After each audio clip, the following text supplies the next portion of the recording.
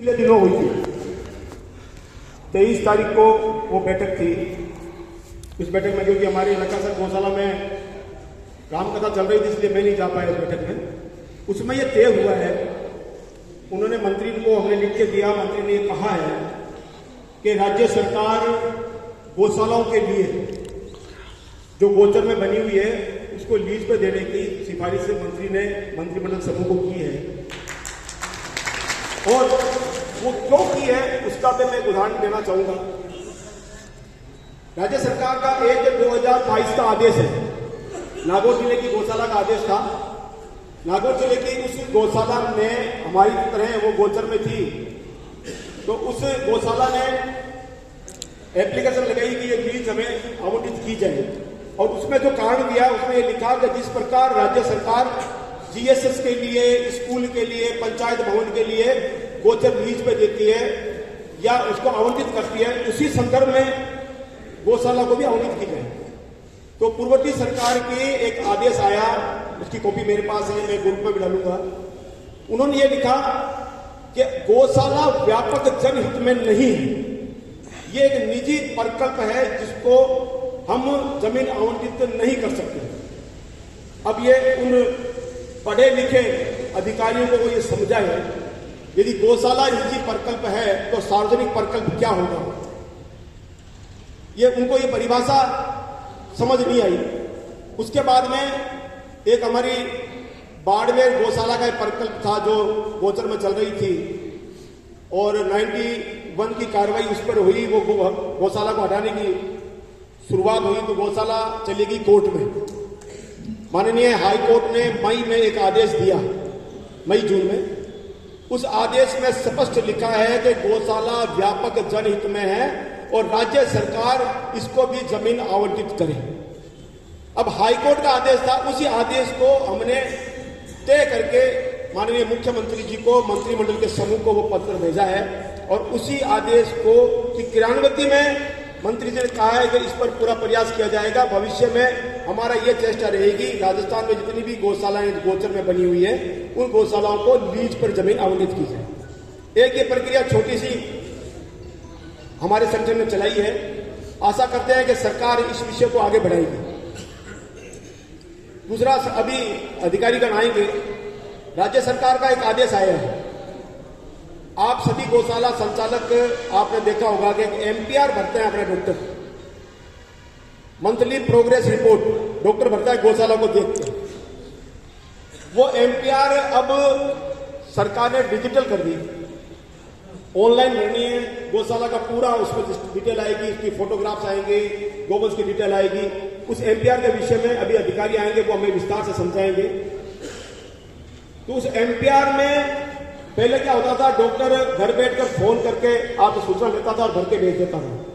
अब डॉक्टर को भी वहां पर बैठकर इसकी जो फोटोग्राफ्स लेने पड़ेंगे, डॉक्टर खुद इसकी प्रेजेंट वहां पर होगी तभी वो एमपीआर मारी जाएगी। सरकार धीरे धीरे गौशालाओं पर शिकंजा कस रही है। क्यों कस रही है? 2016 में जब अनुदान हमारा प्रारंभ हुआ और 10 साल होने जा रहे, एक लंबा पीरियड है। उस लंबे पीरियड में मैं बीकानेर की अगर बात करूं तो कम से कम सरकार ने हमारी गौशालाओं पर 1500 से 2000 करोड़ में खर्च कर दिए, परंतु गोवंश की समस्या ज्यों की त्यों है। रोजाना नई घटनाएं उठती है, लोग उसके खिलाफ आंदोलन करते हैं कि भाई गौशाला गोवंश रहती नहीं है। जैसे आज जो गोपाल गौशाला का प्रकरण आया था, उसी प्रकार के ये रहते हैं। तो सरकार सोच रही है कि जिस पैसे पे, जिस प्रोजेक्ट पर हमने 2000 करोड़ रुपए लगा दिए, उस पैसे का सही उपयोग क्यों नहीं हो पा रहा। तो कहीं ना कहीं कोई लीकेज है, सरकार के अधिकारियों के दिमाग में ये बात डली हुई है। और हमारे जैसे कुछ संगठन जो एक विषय को आगे बढ़ा रहे हैं, नारायण सिंह जी ने भी कहा कि हमें 22 रुपए और 44 रुपए मिलते हैं, 9 महीने का अनुदान मिलता है। हमारा संगठन गोग्राम का यह मानना है कि 22 रुपए और 44 रुपए 9 महीने का यदि अनुदान हमें मिलता है तो हमें 9 महीने का ही अनुदान लेना चाहिए। 3 महीने जो अनुदान नहीं मिलता वो जगह हमें वैकेंट रखनी चाहिए, खाली रखनी चाहिए, वो अनुदान नहीं लेना चाहिए। क्यों? उसका मुख्य कारण है, यदि 12 महीने अनुदान हमें मिलने लग गया तो दो जो बड़े दिक्कतें खड़ी हो जाएगी गौशालाओं की राजस्थान की। एक तो ये हो जाएगा कि आपको कोई भी दान दाता पैसा नहीं देगा। वो कहेगा 12 महीने का आपको अनुदान मिलता है तो आपको पैसे की आवश्यकता ही नहीं है, चारा तो आ ही रहा है ना आपके पैसे में। आज जब से अनुदान मिलने लगा है, हम गौशाला संचालकों ने हाथ फैलाना बंद कर दिया। पहले जो लोग गौशाला चलाते थे, जो पुराने लोग बैठे हैं, वो लोग जब गौशाला चलाते थे तो एक थैला टांग कर, एक रसीद बुक साथ लग के, कभी किसी बढ़िया के पास में, कभी किसी के पास में, कभी किसी के पास में घूमते रहते थे। पब्लिक का जुड़ाव था हमारे साथ में। जब से अनुदान मिलने लगा है, हमने भी सोच लिया कि फोन करके क्या भाई साहब एक गाड़ी चारों भेज दिया, और वो चारों भेज देवे। उसके बाद में हमने उसको वापस नहीं कहा कि भैया तेरा धन्यवाद है, कुछ नहीं कहा, क्योंकि कुछ हिस्सा जो अनुदान का हमारे पास आता है, उस अनुदान के हिस्से से हमारा काम कहीं छोटा मोटा निकल रहा है। यदि 12 महीने का अनुदान हमें मिलने लग जाएगा तो जो दानदाता हमारे साथ खड़ा था वो खड़ा नहीं रहेगा। अभी 50% हो चुका है तो वो हो सकता है 25% पे आ जाए। आपको दान मिलेगा भी तो सिर्फ मिलेगा, शेड छप्पर बनवाने हैं तो शायद कोई पैसा दे दे आपको, पर चारे के निमित्त आपको पैसा नहीं मिलेगा, क्योंकि 12 महीने का अनुदान आपको मिलता है। और अनुदान कितना मिलता है उससे उसका मतलब नहीं है। सरकार बड़ा प्रचार करती है कि भाई इस गौशालाओं को हमने अनुदान दे दिया, इतना रुपए 300 करोड़ रुपए दे दिए, 500 करोड़ दे दिए, 2000 करोड़ दे दिए। आम जनता में उसका भाव यह जाता है कि सरकार इनको फुल पैसा देती है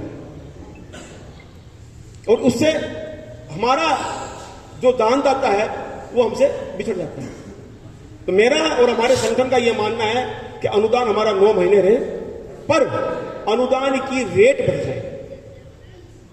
वो अभी 22-44 है, उसके बजाय 25-50 हो जाए, 35-70 हो जाए। ये हमें जो प्रयास करना चाहिए वो ये करना चाहिए कि पैसा बढ़ाए, समय नहीं बढ़ाए। समय बढ़ेगा तो हमें बहुत सी दिक्कतों का सामना करना पड़ेगा। 12 महीना अनुदान देगी तो सरकार का जो तंत्र है वो हमारे पर ऐसी नकेल लगाएगा कि हम वो कार्य भी पूरा नहीं कर पाएंगे। और फिर क्या होगा, वैसे ये बात सार्वजनिक मंच से नहीं कहनी चाहिए, फिर होगा क्या, अधिकारीगण गौशालाओं का शोषण करेंगे। बहुत से जिलों में हो रहा है, क्योंकि वो आपको पैसा लेना है तो उनकी शर्तें माननी पड़ेगी। और शर्तें माननी पड़ेगी जैसे पहले जो पुरानी गौशालाएं हैं 2013 के अंदर, 13 से पहले जो भारत सरकार का पैसा मिलता था हमें अकाल राहत का, सबको पता है इस विषय में कि वो कैसे मिलता था, कितना पैसा कहां पर जाता था, किसको देना पड़ता था, तो वो पैसा आता था। और उस पैसे को लेने के लिए बहुत सी ऐसी एजेंसियां कागजों में बन जाती थी, आप पैसा दो पैसा लो, बात खत्म। जो जैसलमेर में हुआ, ऐसा अनुदान जब 12 महीने का हो जाएगा तो ये चीजें भी सामने हमारे आएंगी। तो मेरा यह मानना है और हमारे गोग्राम सेवा संघ का यह मानना है कि 12 महीने के बजाय 9 महीने का हमें अनुदान मिले, और अनुदान की रेट है वो 25-50 कर दे, 35-70 कर दे, वो रेट बढ़ा दे। और हमने अभी एक मांग की है, नर गोवंश को जो भी 12 महीने का अनुदान राज्य सरकार देती है, वो जो गोवंश है, जो गौशाला में नर गोवंश है, उसको भी 12 महीने का अनुदान मिल जाएगा नर गोवंश को, तो उसका फायदा हमारी गौशालाओं को एक्स्ट्रा मिल सकता है। जिन गौशालाओं को पास में विकलांग गोवंश है और जो नंदीशालाएं अभी संचालित कर रहे हैं, अगले 3-4 दिन में वो आदेश आने वाला है 3 महीने शेष बचे समय के अनुदान का। तो वो जिन के पास में विकलांग गोवंश है वो उसको आवेदन के ऊपर ध्यान देवें और तुरंत प्रभाव से आवेदन करें। पिछली बार क्या हुआ था, बीकानेर की ऐसी 4-5 गौशालाएं रह गई थी जो आवेदन नहीं कर पाई। और आवेदन के विषय में भी मैं 2-3 चीजें आपको कहना चाहूंगा। अभी सिंधुगुरु गौशाला आई हुई है, आवेदन आपका जो नई गौशाला है वो सुन ले, पुरानी गौशालाओं का जो मुनीम काम करते हैं उनको तो पता ही है किस प्रकार कार्य होता है। आवेदन के अंदर आपका आवेदन तब कंप्लीट माना जाता है जब आपकी एक्सेल शीट अपलोड हो जाए। यदि आपकी एक्सेल सीट अपलोड नहीं होती है तो आपका आवेदन नहीं माना जाएगा। चाहे आपके वहां पर जैसे ही आप आवेदन करके फॉर्म को फिल करते हैं तो आपके पास मोबाइल पे मैसेज आता है कि आपका आवेदन सक्सेसफुल है, तो आप ये नहीं मान लें कि आपका आवेदन हो गया है। आपकी एक्सेल सीट जब अपलोड होगी तभी आपका आवेदन पूर्ण माना जाएगा। तो ये विषय पर भी हमें ध्यान देना है। पिछली बार हमारी 5-7 गौशालाएं इसी कारण से अनुदान नहीं ले पाई कि उन्होंने एक्सेल सीट अपलोड नहीं हुई उनकी और समय निकल गया। अभी एक वर्चुअल बैठक थी हमारी, मेरे हिसाब से कुछ जागरूक गौशालाएं, कोई 35-50 गौशालाएं जुड़ी थी उसमें। वर्चुअल बैठक में हमने ये तय किया था, जो अभी अनुदान हमारा पीरियड चल रहा है अनुदान का, अभी बहुत से वक्ताओं ने भी इस विषय में बताया है कि जो अंतिम तिथि थी हमारी उस पर हम आवेदन नहीं करें, उस तिथि का इंतजार नहीं करें। अधिकारियों से बात हुई तो उन्होंने कहा कि आपके पास में बिल तैयार है क्या, हम इतनी तारीख को आदेश निकाल देंगे। मैंने गौशालाओं से चर्चा की, उनका सब तैयार है, पर आज तारीख 5 हो गई है, 7 तारीख हमारी लास्ट है। अभी भी ऐसी 35 गौशालाएं बाकी है जिन्होंने एक्साइज रिपोर्ट अपलोड नहीं की। तो ये एक विषय है सोचने का कि यदि यही अनुदान हमें अक्टूबर नवंबर में अगर अप्लाई करना होता तो क्या हम तैयार नहीं कर लेते? पर जनवरी की 5 तारीख हो चुकी है, लास्ट तारीख हमारी 7 है। अभी 35 गौशालाएं जो अपनी एक्साइज रिपोर्ट अपलोड नहीं कर पाई, तो उसमें नेग्लिजेंसी कहां गौशाला की है? हम क्यों अंतिम तिथि का इंतजार करते हैं?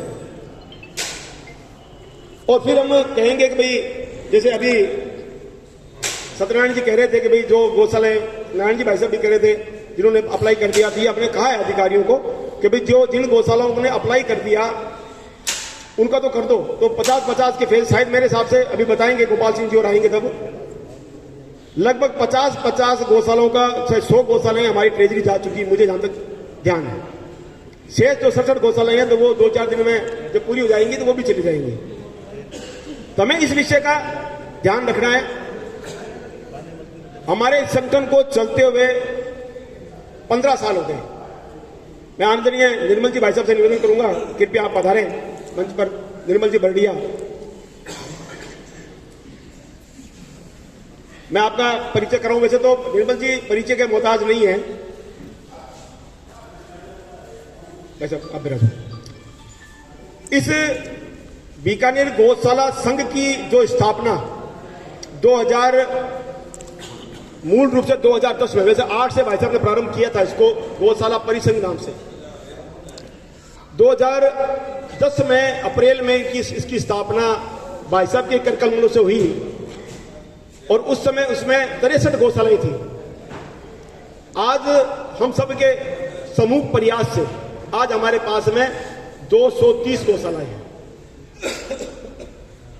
इस पौधे को निर्मल जी ने लगाया और ये एक वट वृक्ष के रूप में खड़ा है हम सबके साथ में। संगठन निर्मल जी ने बनाया और इन्होंने कहा कि इसको अब चलाना है आपको, तो आपके आशीर्वाद से मैंने इसको आगे बढ़ाया। 15 साल मुझे आपकी सेवा में हो गए। अब मेरा मंच के आदरणीय मंच से और आप सभी के श्री चरणों में निवेदन है, अब इस सेवा से निवृत्ति की मैं विचार आपके समक्ष रखूंगा।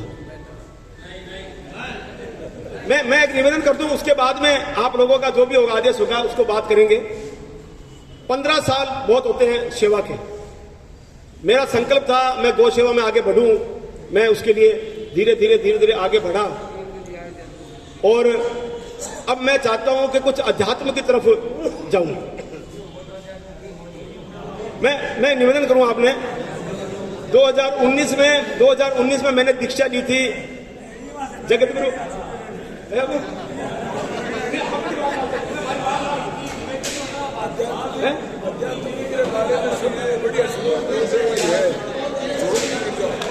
देखो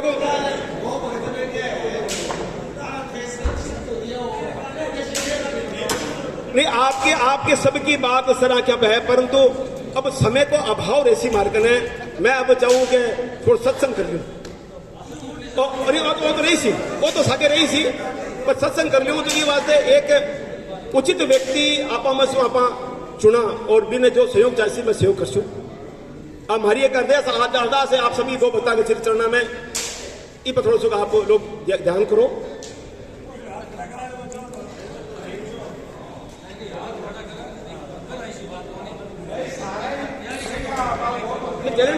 टैलेंट बहुत है।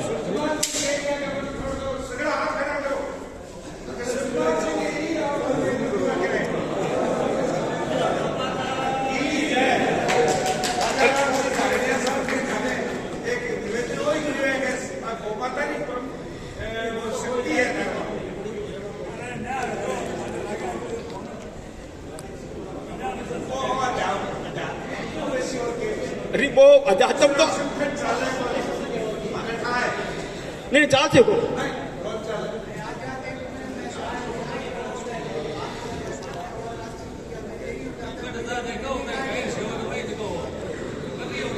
नहीं भाई देखो भाई साहब कोई एक चीज लगातार बड़ी रहे नहीं बस जड़ हो जाया करे तो ये वास्ते बदलाव जरूरी है। बदलाव जरूरी है।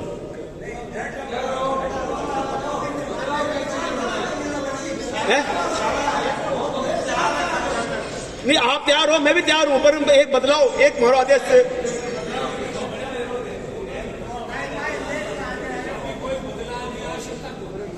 नहीं आवश्यकता तो कोई नहीं पर आवश्यकता मन में बेसिस हो रही है। 15 साल हो गए बेटा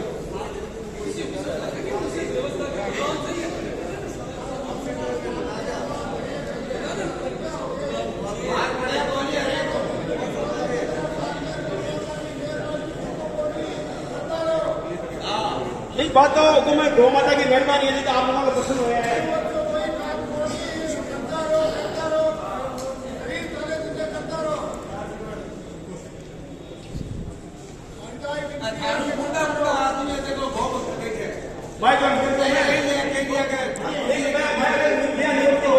एक अलग भारत की बात करने लगा आप लोगों को